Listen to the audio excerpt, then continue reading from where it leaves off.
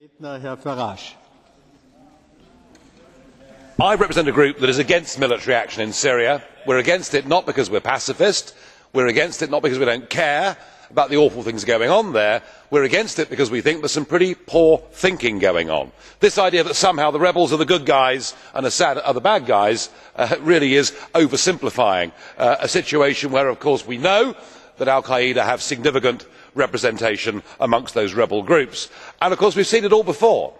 An endless series of military adventures over the course of the last 10 to 15 years, one of which, of course, notably in Afghanistan, is still going on and is not achieving any of the original aims. And I was worried when I heard the Americans telling us to begin with it was about punishing Assad, and then within a week it was about regime change, a position that I know the noble Baroness herself supports. We think firing 1,000 cruise missiles in is likely to make an unstable situation even worse than it is now. But of course, Baroness Ashton, in a sense, you are sitting pretty, because as the highest paid female politician in the world, luckily you have got a non-job, because the EU, thank goodness, has not yet got a foreign policy. And as a result of that, what we saw 2 weeks ago in the House of Commons was a nation state democracy standing up and saying something, and as a direct result of that vote in the House of Commons, we have not gone to war in Syria.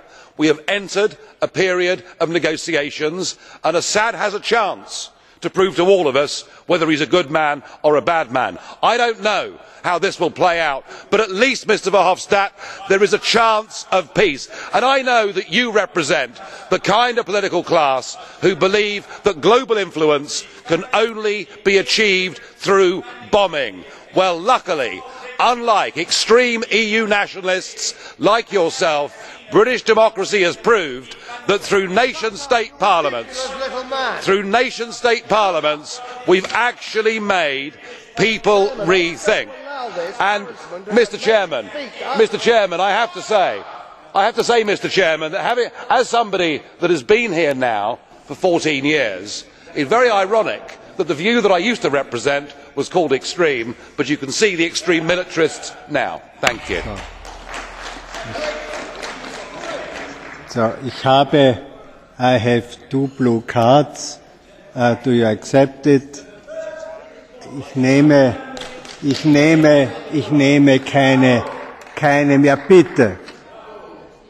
Zu Wort gemeldet ist Herr Tannock mit seiner Frage. Herr Tannock.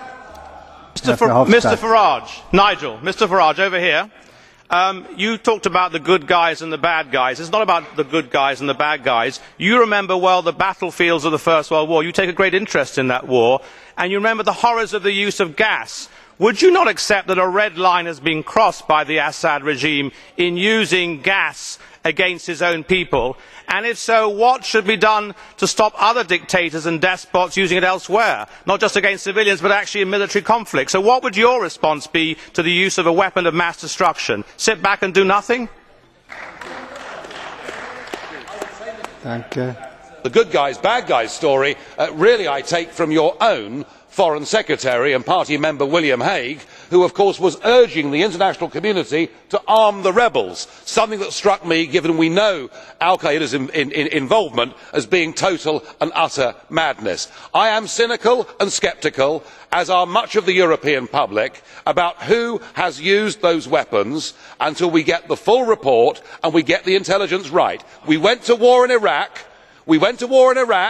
being told that Saddam had weapons of... Why don't you shut up and listen for a change? You really must be the vilest, rudest man in European politics. And you rant on, and the chair lets you get away with it because you're the former Prime Minister of Belgium. Well, there we are. So, Mr Tannock, I understand what you're saying. I understand something ghastly has happened here, but before you take military action, you need to be certain you are going to make things better and not worse. The time is over. The blue card is 1 question and 1 answer. I have a second question from Mr. Jan Bashko. Jan Bashko. Mr. Farage, would you stop the chronometer, please?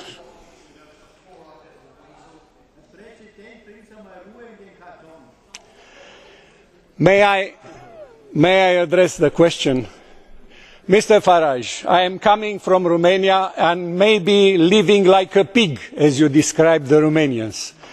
But in this room, in this house, I think that we have the same rights altogether. Therefore, I am asking you, you said that this is an opportunity for Assad to demonstrate whether he is a good man or a bad man. Do you think that 100,000 killed there proves him to be a good man? Because I don't. Do you? Sir, I would say this to you. I have never described the Romanians as living like pigs. What I said was the Romanians treat their Roma minority like pigs. All right? So let's get that absolutely clear. You in your country discriminate against a large group of people in a way we have not seen in Europe since the 1930s. All right?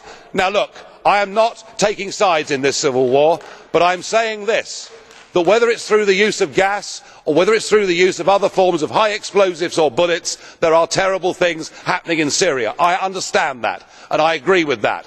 But rushing to war, as we did in Afghanistan, as we did in Iraq, was a mistake, and Mr Cameron tried to bounce us into war, and thank goodness the House of Commons has given us pause for thought. Surely that must be a good thing.